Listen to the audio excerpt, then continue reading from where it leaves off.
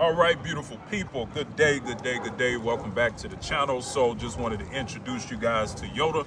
Yoda is a cockapoo here with me again for a puppy program. So he's gonna be with us for a few weeks. And basically, again, you know, what we're working on with Yoda is just basic, what I would say, common courtesy, right? Common canine courtesy. No jumping on people, right? Basic obedience, sit down, recall, right? And the beautiful thing about Yoda, he's actually a pretty confident pup. So unlike in the last video where you guys saw Max, who's a poodle, right? He's not as confident. So how we train Yoda is going to be different than how we train Max, right? So similar breed. Yoda is a cockapoo, right? He's a poodle crossed with a cocker spaniel, and Max is a poodle. So we want the same results, but how we get there is going to be slightly different, right? So yeah, one of the first things we're going to do is take this harness off, right? Let me tell you guys something about a harness, right? Well, let me say it like this. When you're training a dog, you want as much leverage as you possibly can. So tools like a harness takes away your leverage, right? You really only want to use a harness when the dog is already trained, when you have control over the dog's mind. Because if not, things like a harness is going to actually empower the dog. Think about what a harness is made for. A harness was made for pulling, right? A harness, if you look at how it's made, it's put around the strongest part of the dog's body.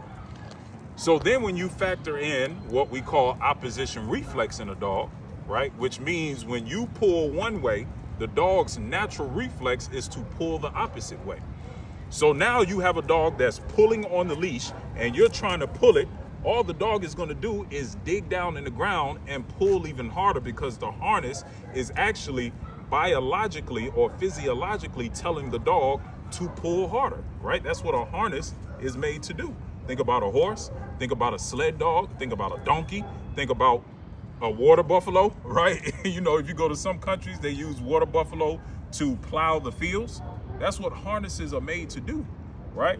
So again, one of the first things we're going to do after this video is take this harness off and put a regular collar on him, so that way we can communicate with the dog faster. If you guys have heard anything about my telephone concept, right?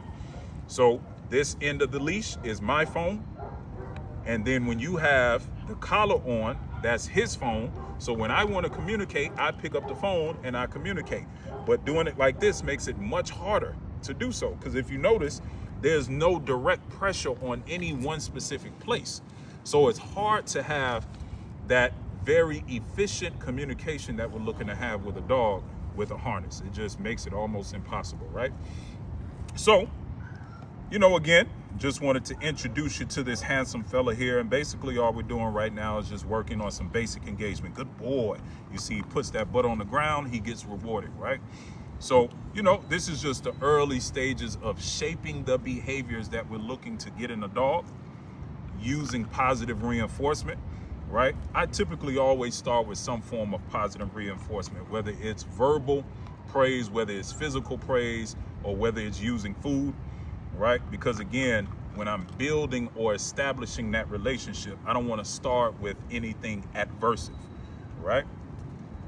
So, as always, if you guys have any questions, don't hesitate to reach out. The best way to reach me is by texting me, 815-351-6636. You can also send me an email to thestructuredk9academy@gmail.com. Excuse me if I'm wincing my face. The wind is blowing. It's a little chilly. And then also you can leave a comment below. And remember, folks, a structured canine is a happy canine. And until the next video, peace and prosperity.